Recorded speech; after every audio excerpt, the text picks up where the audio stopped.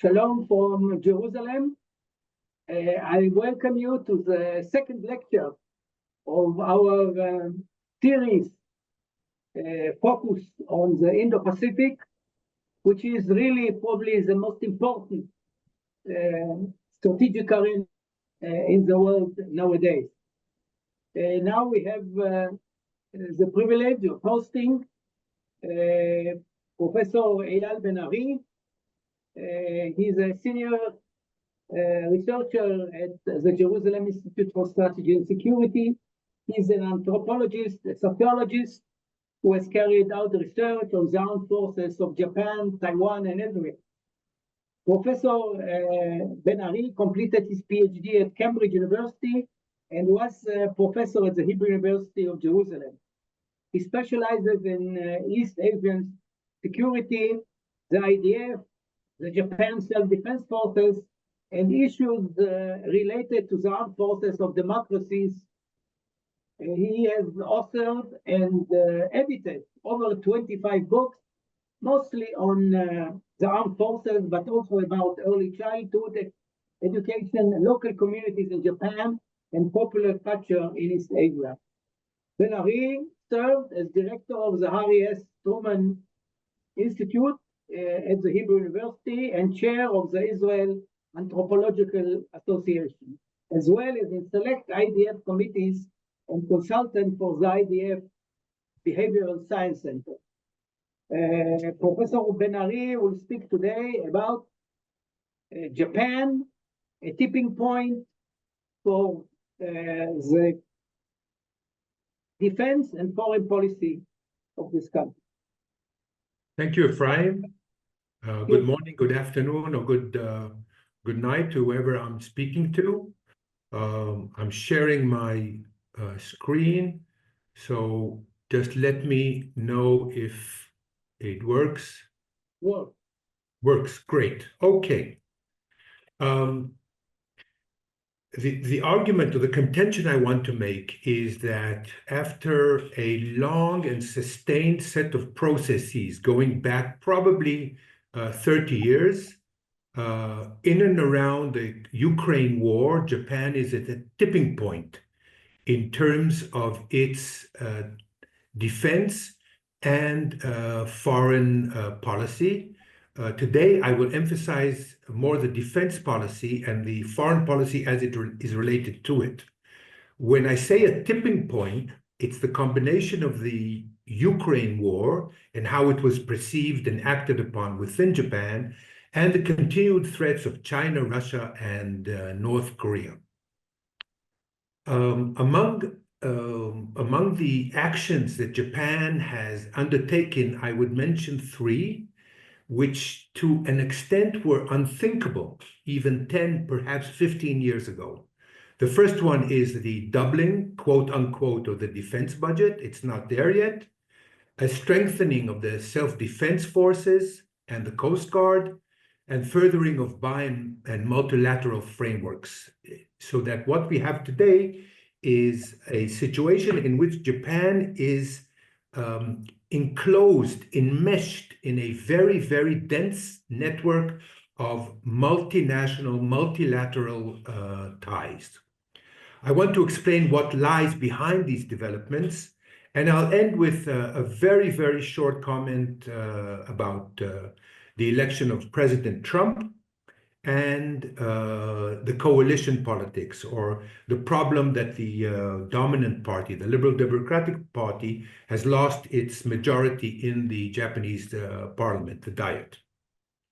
I'll begin with a few general words about the key tenets of Japan's security policy, which is regularly commented about and declared by Japanese political leaders. The first one is directly related back to Japan's situation after World War II, where the emphasis was on doing away with the militarism of the imperial period, the imperial military and navy, and seeing Japan as a peaceful country that proactively contributes to peace around the world, This was enshrined in Article 9 of the Constitution, which was drafted and formulated and drafted by the American occupying forces, which basically says that Japan cannot have a military. It does, in effect, have what looks like, acts like, and to an extent, since I'm an anthropologist, smells like a military. And it's called the Japan Self-Defense Forces. So that's the first key tenet. The second one, propagated by, I would say, a series of prime ministers, with the one that accelerated this tenet being Abe, the late Abe Shinzo, who was assassinated, and that is maintaining a free and international order, and specifically a free and open Indo-Pacific. That's his term, Abe's term. The next one is strengthening the US-Japan alliance, which is the cornerstone of Japan's security policy. I'll have more to say about that in a minute. Enhancing today defense capabilities, and in an interesting way, about a year and a half ago, a formal recognition and declaration of adding economic security to the other tenets of security policy.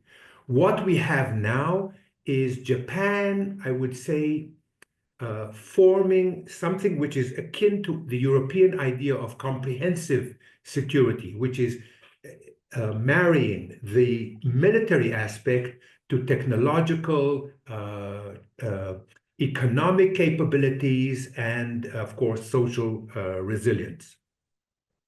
To understand why these are the key tenets, it's important to understand Japan's geographical location at the edge of the continent of Asia, and specifically a number of points. First of all, Japan is surrounded by major powers, or powers that threaten it, which include China, Russia, and North Korea. But when I mention geopolitical location, it's also important to understand that Japan is very much sees itself as part of Asia, where Asia is basically characterized by both historical rivalries, strategic, I would say, discomfort or distrust, and along with very, very dense, I would say, networks of cooperation, common interests, and still to an extent, norms and non-militaristic mechanisms for solving conflict.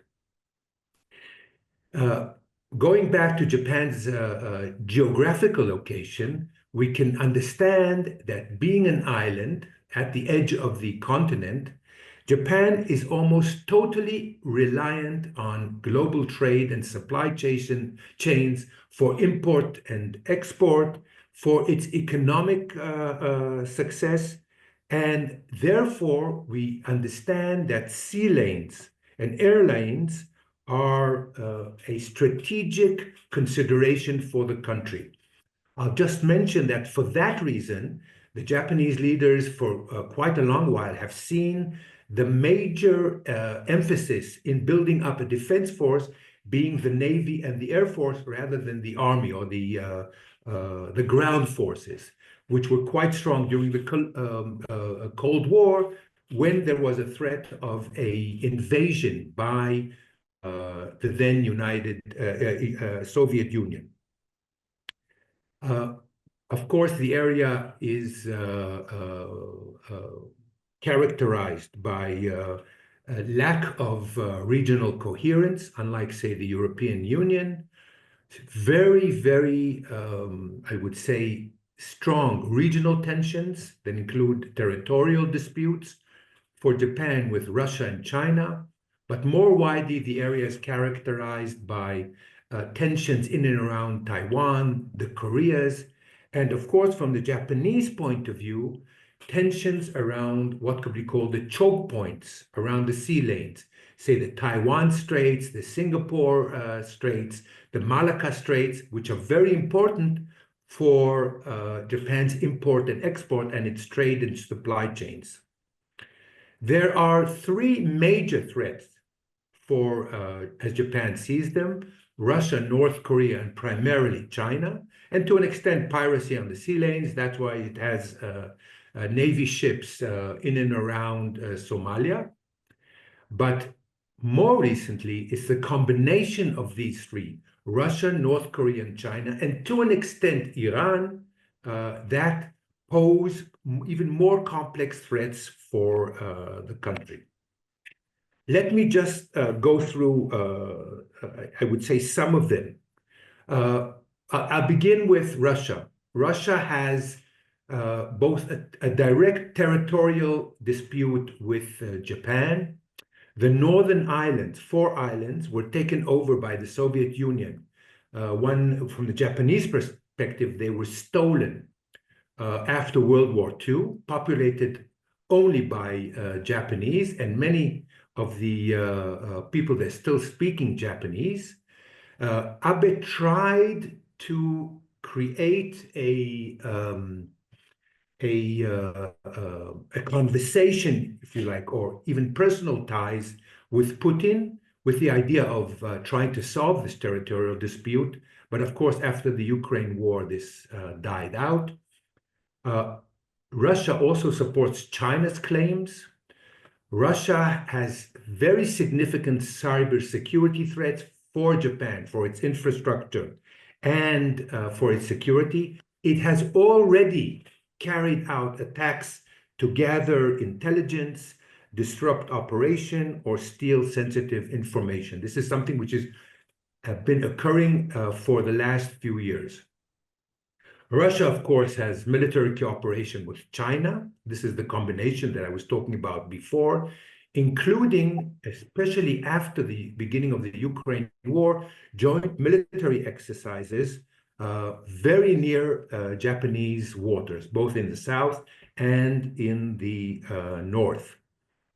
Probably the most well-known development is the defense partnership struck this year between Russia and North Korea, which includes armed transfers from what we know from data which is published in the open realm, is that North Korea has probably sent about 1.5 million artillery bombs to Russia, used, of course, in Ukraine. There's military cooperation with Russia helping Japan develop some of its advanced technology, and of course the recent troop deployment of between 10,000 and 12,000 North Korean soldiers deployed in the Kursk region in the north of Ukraine. All this represents the potential for regional instability, and I would emphasize or make clear that following the Ukraine war, there were a number of developments. The first one, and this has been commented about very openly by Japanese political leaders, and it is that the Japanese received a shock. It was a shock for Tokyo more than anything, because it made clear to them that the actual invasion of Ukraine could lead or be a precursor to the invasion of Taiwan by China. They understood it could be a real possibility, and therefore that they had to react in a number of ways to this development. This also, and it's very important to understand as a basis for Japan's buildup, there was a very strong public support for Japan reacting, I would say, in a very intense manner to the Russian invasion. Among the things that Japan did very, very quickly were installing restrictions on Japan's central bank, freezing assets of senior Russians, removing its most favored nation status and imposing export controls on goods such as semiconductors and so on. In addition, Japan has been supplying steadily a number of types of non-lethal aid, for example, flak jackets, helmets, military ambulances, small trucks for a significant number, and it has already pledged and moved funds to Japan, to the Ukraine, for humanitarian assistance and funds for reconstruction. So we can already see that Japan has not only realized the threats that surround it, but has decided to react in a very intense and robust manner, especially given the background of Japan. I move on to North Korea. Probably the most well-known threat by North Korea are the missile threats, where North Korea now has the ability basically to strike almost any part of the 4 major islands of Japan itself. With its missile arsenal, it is constantly undertaking missile tests, some of them over the land area of Japan, of northern Japan, and this has created, I would say, quite a lot of alarm in Japan itself, and it prompted emergency measures such as evacuation alerts and so on. Again, leading in an interesting way to public support for an upgraded, dynamic, and much stronger defense posture. Probably in the long term, no less important is the defense pact with Russia. There's a dramatic upgrade of ties between these two countries, as I mentioned before. And I would mention one more point, which I think outsiders do not always appreciate, and that is the issue of abductees. North Korea basically kidnapped Japanese citizens in the late 70s and early 80s and brought them to North Korea, basically for them to be teachers of the Japanese language. The youngest one was 12 then. 5 of the abductees, around 20 abductees, were returned to Japan. The rest are in North Korea. And this is an issue which constantly comes up each time a prime minister or a new government is elected. And it's something which prime ministers almost invariably bring up in discussions with American presidents. But as I said before, probably the most significant threats are posed by China. But here, much more than Russia, Japan is very interdependent with Russia in terms of trade relations. China is Japan's largest trading partner, and Japan is China's second largest trading partner. Investment, Japan has billions of dollars invested in China at this point. Chinese companies do invest in Japan, but not to the extent the Japanese do in China. There is the problem of supply chains. They're very intertwined, say for parts of goods that are either produced in Japan or in China. And of course, all sorts of economic cooperation, joint ventures, technology transfers, civilian, of course, and some collaborative research and development projects. Against the background of this economic interdependence, we should understand the threats that China poses. The first one, and it's a threat that basically threatens all of Asia today, North Asia, Southeast Asia, and of course to a real extent South Asia, with the tensions between China and India. But Japan is very worried by China's rapid military modernization in nuclear submarines, missile technology. It has the world's largest fleet, which again rings a bell for Japanese who are really dependent on sea lanes. There are territorial disputes between China and Japan in around the Senkaku and Diaoyu Islands in the south. And of course, China is undertaking gray area activities, not only in other parts of Asia and the East Asia Sea, but into the air or near the air and maritime spaces of Japan.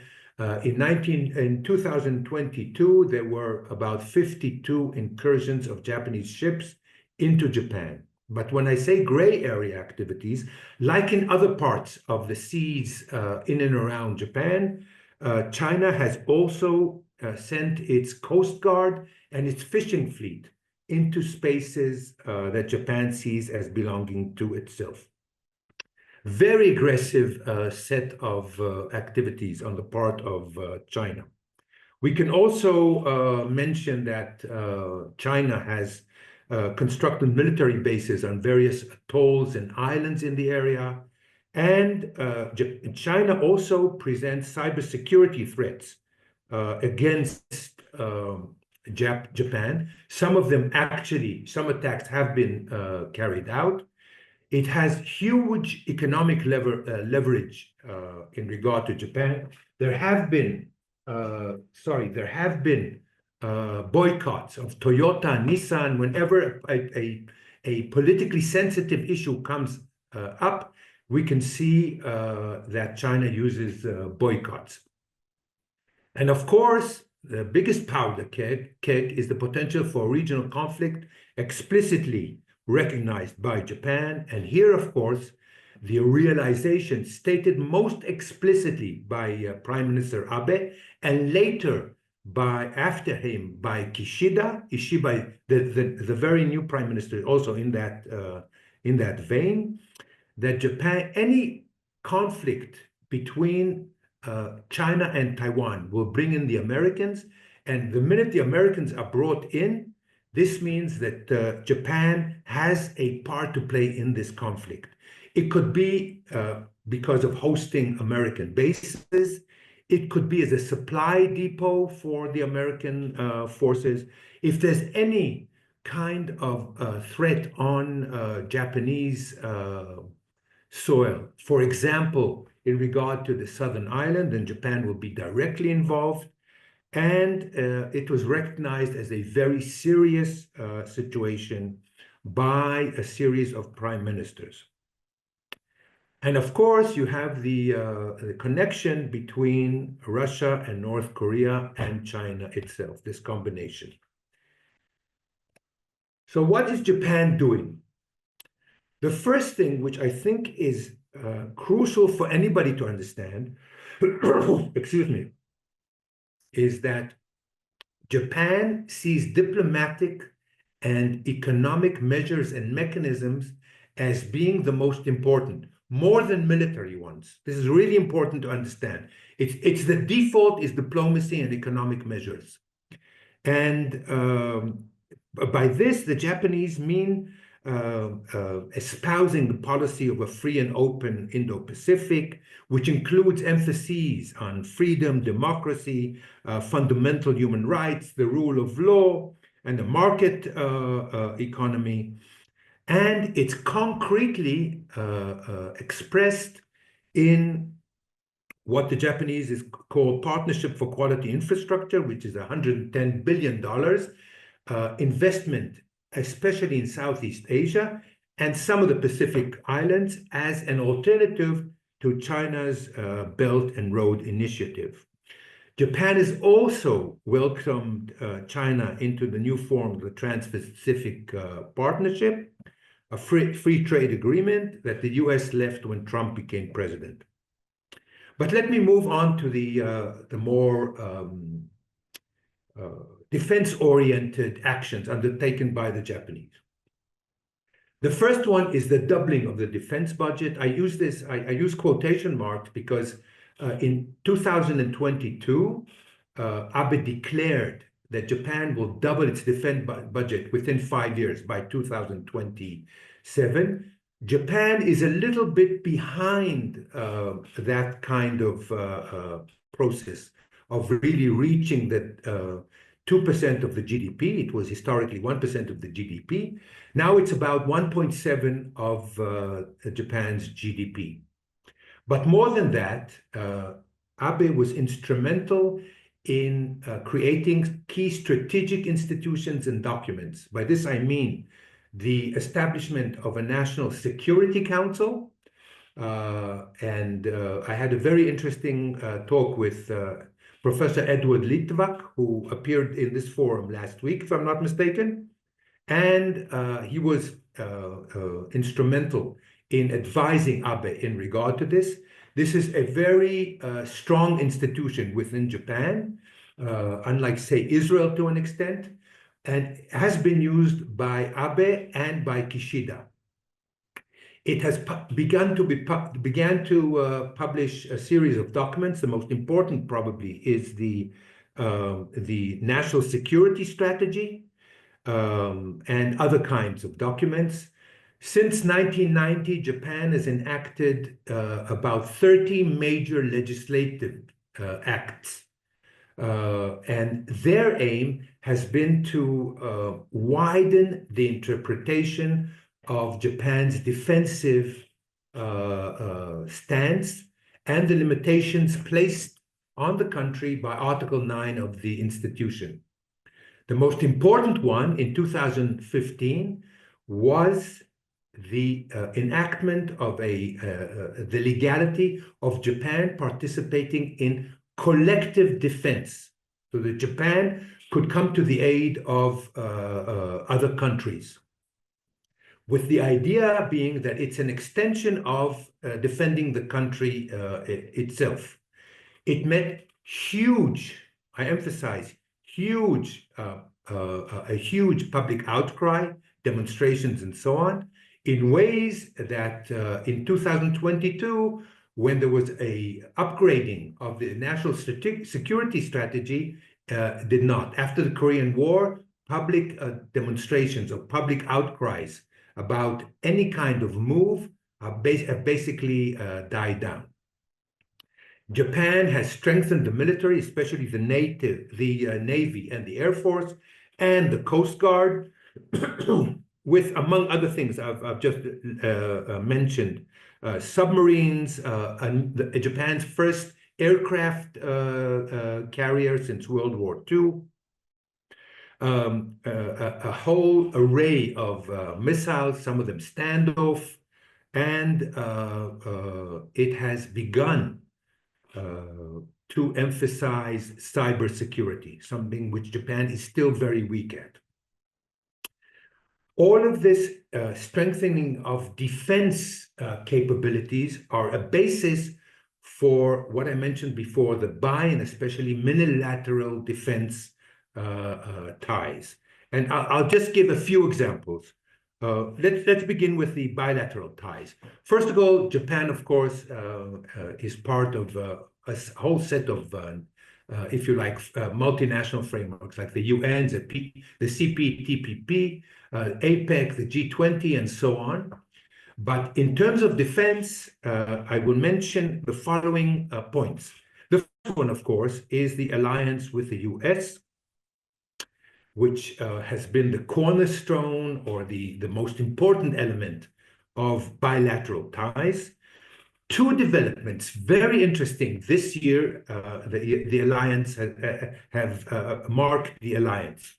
The first one is that the Americans decided that their command in Japan will no longer be under the direct command of Hawaii, of the Indo-Pacific Command. And the United States will have an independent command in Japan, talking perhaps of a 4-star general there, with the idea that the US could directly address the security needs and issues that may arise.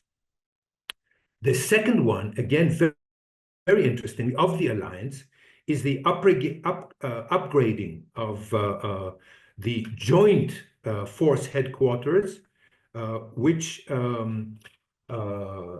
means that there is a much greater integration between United States forces and Japanese forces, allowing them jointly to react to various kinds of emergencies.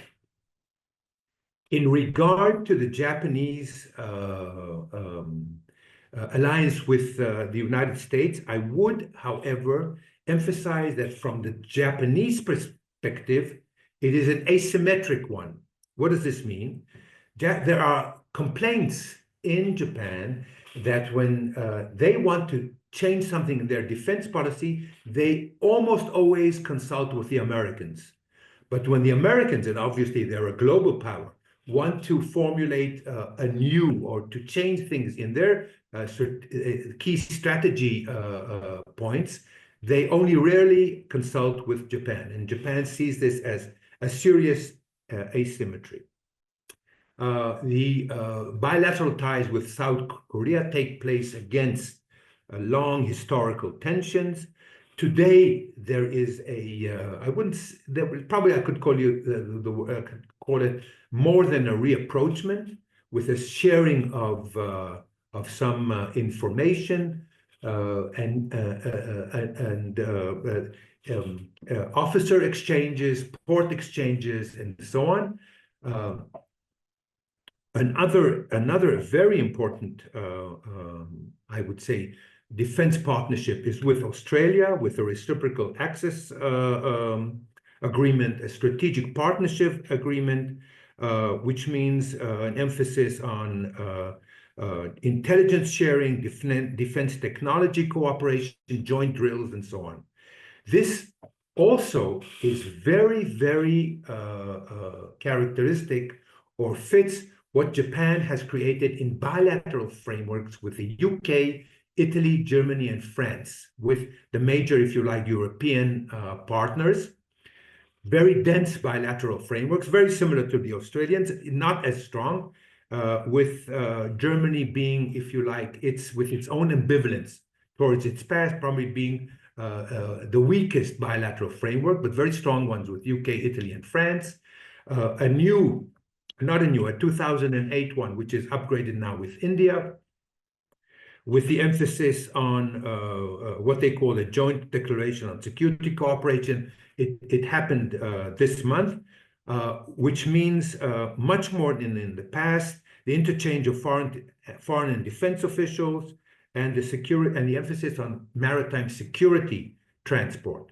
Now, Japanese realize that India has an emphasis on strategic autonomy. They'd like to have more closer ties with India, but as of now, it doesn't work.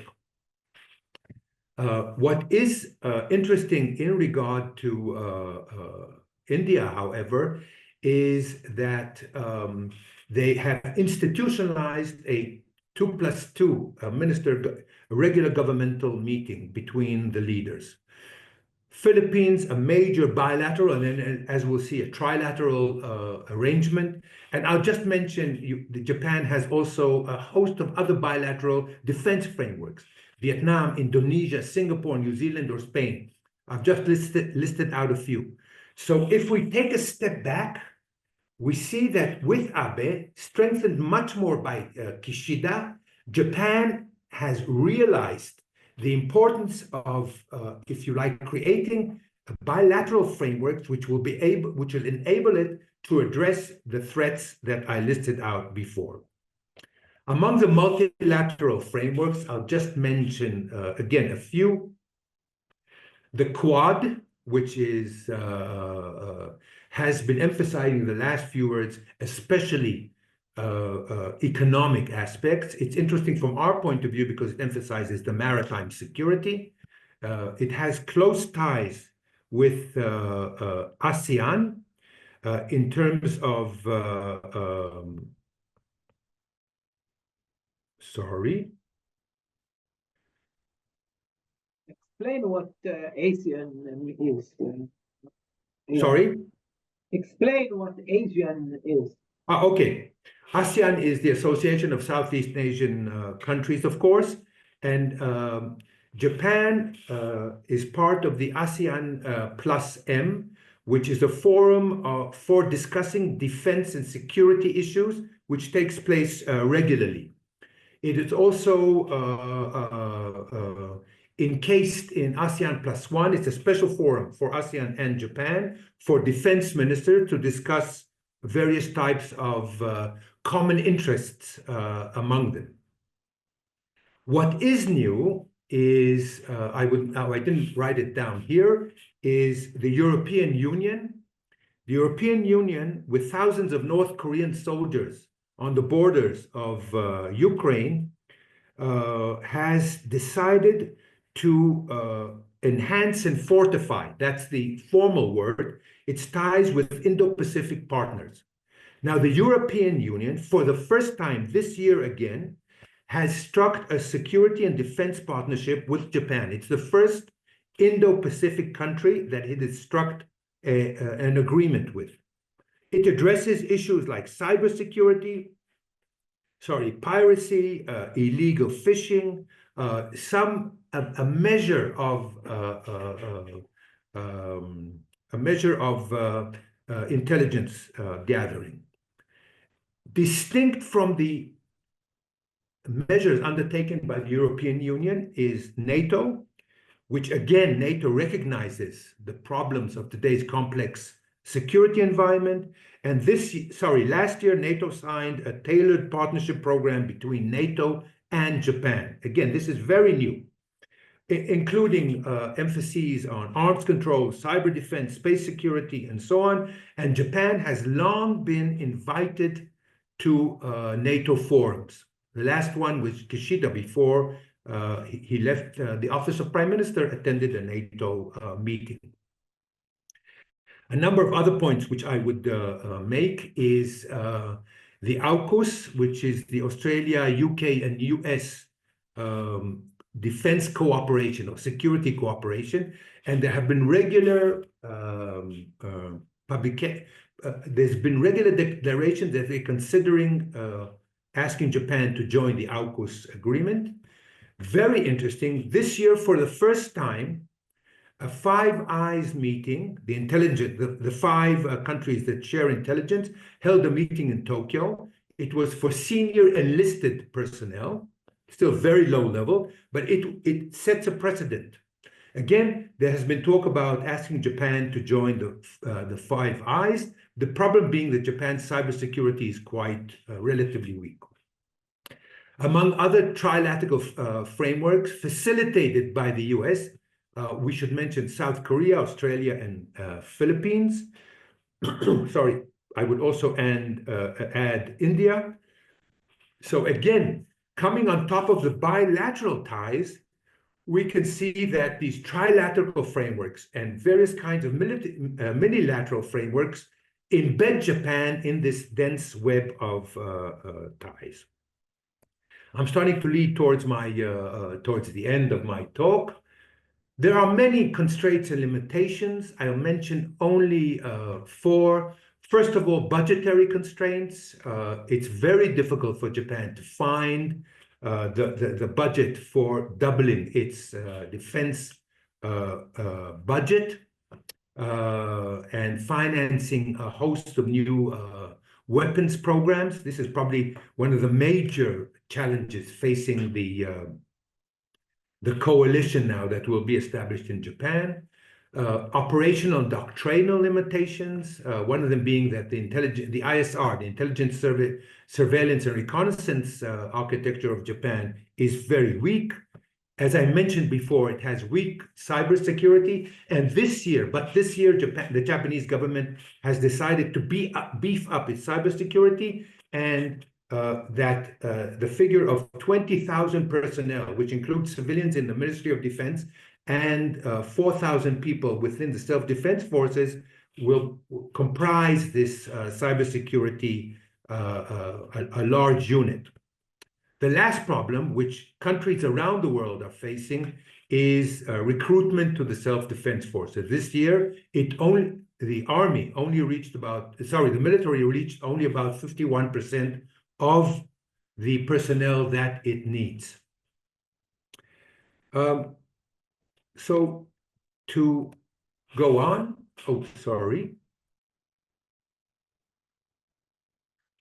among the problems of the constraints and limitations, here I would add the election of Trump.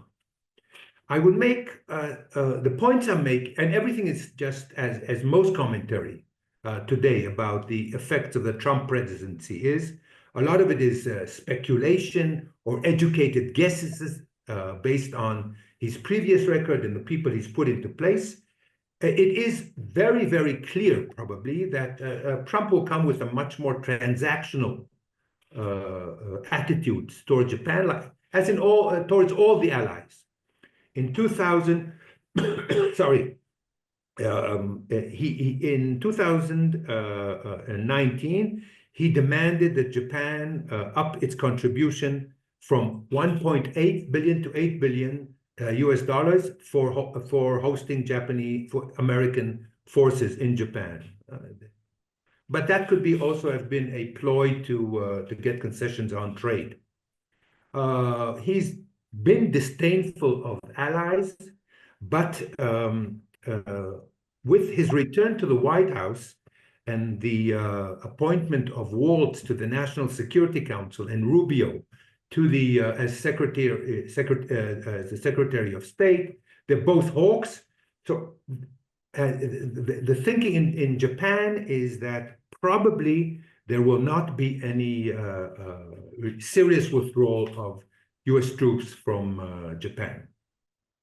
As regards the coalition, I would say that the main coalition partner for the Liberal Democratic Party is the Constitutional Democratic Party of Japan, which was in opposition, but there is a lot of agreement between them in regard defense and security. And more than that, in 2002, with the upgrading of the national security strategy and so on, it was broadly supported by the constitutional democracy of Japan. To conclude, as I mentioned, this is probably a possible defense tipping point. And the most significant developments in regard to Japan's robust new attitude is the defense buildup, the bi- and multilateral framework that has embedded itself in. And one last point I would make is, like other allies, like the Ukraine in Europe, Japan has understood that it needs to undertake some kind of Trump-proofing.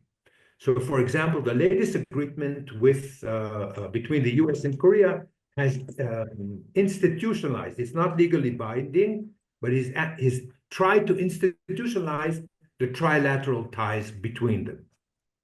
So I'll be very happy to receive compliments, questions, and if you really have to, criticisms as well. Professor Ben Ai, I'll ask the first question. Do you think that the Japanese government will honor the ICC decision? It has already said that it will honor it. Really? Oh, okay. Yeah. You have to understand that it's not. I would say, in contrast to some of the criticisms that are voiced in Europe, from Japan, it's more the idea of being a law-abiding, peace-loving country, therefore honoring global institutions like the ICC. It comes from that rather than from criticisms of Israel. There have been certainly nothing like Europe. There have been some demonstrations and some vocal criticism, especially among the left-wing intellectuals of Israel's actions, but it's not a broad kind of public issue. I have another question for you. As we all know, there is a big debate in Korea, in South Korea, about the need of acquiring a nuclear option, which is obviously against North Korea. But how such a decision might influence Japan, and how do the Japanese view this debate, this Korean debate? My answer is twofold. The first one is that within Japan, the nuclear option is a complete no-no. But we have been finding the last year discussions about how Japan could host American nuclear missiles on its territory, not on the aircraft carriers or its American ships and submarines. This was completely unthinkable even 10 years ago. So we see the Japanese mindset has changed. The Japanese, what I found some commentary about South Korea's nuclear option. I haven't found any really serious kind of criticisms of this South Korean discussion. It's more framed as part of the relationship between the US and South Korea and the division of labor between them. What I would emphasize, part of the reason I think that South Korea has begun to at least publicly air these considerations is that, especially since Obama, even much more after Trump's first term, there we find a cautiousness towards America and its commitment to the defense of these countries. They realize the importance of the US, but there's much more wariness than there was in the past. Much more wariness. And that's part of the reason that Japan has undertaken these bilateral and multilateral ties. Is there any military cooperation between Japan and South Korea? Yes, there is. There is a... sorry? Despite their past enmity. Oh, yeah. I'll just give a few examples. One, they jointly participate in military drills, maritime military drills with the Americans in various large exercises. That's one.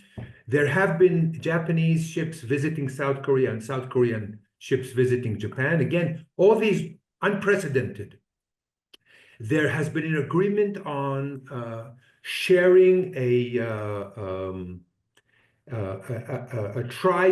three-country early warning system against missiles, so that when North Koreans launch a missile, it'll ring bells in all three countries. That's, again, unprecedented.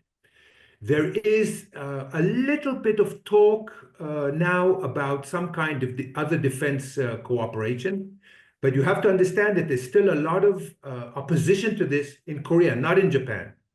A lot of opposition to furthering the defense links with Japan. Now, a lot of it is among the leaders, but I must say that among the general populace, Japan is no longer viewed the way it was historically because of Japanese popular culture, because the biggest group of tourists to Japan come from South Korea, even more than China. So these are more, if you like, political considerations rather than regarding the wider populace. Thank you very much, Professor Eyal Ben Ai, for this enlightening lecture. And I want to remind... There's a question, Ephraim, from Shmuel Sandler. I don't see it, but okay. Okay, I'll read out Shmuel's question. Asia was always important to the US given the simmering crisis between China and Taiwan. Don't you think that Trump will pressure Japan to increase its military role? Most definitely. Shmuel, yes. And it'll come, first of all, in terms of financial support. But as Japan has already reached almost or closely nearing doubling its defense budget, this will be a strong bargaining point vis-a-vis Trump. Ishiba is happening, but Ishiba, the present prime minister, has talked about even stronger relationship between Japan and the US. For example, hosting or deploying Japanese troops to Guam. Okay, it won't happen, but it's these kind of signals that Japan realizes it has to signal to the US. Something which is very new is that Japan and the US have agreed, I think it was last month or 2 months ago, to deploy missiles on Japan's most southern island, which are about, I think, 110 kilometers from Taiwan, so that Japan has been opening up its territory to even more American deployment. So Shmuel, these are the kinds of measures that Japan is and probably will be undertaking to, if you like, meet American pressure. Eyal, thank you very much again. Thank you. I'd like to remind our audience that next week we have another lecture in our series, and it will be delivered by former National Security Advisor of India, Shankar Menon. Some of you will remember him as being an ambassador in Israel, and he was willing to deliver this lecture for us. He has a special soft spot for Israel. All the best. Shalom from Jerusalem. Shalom, thank you.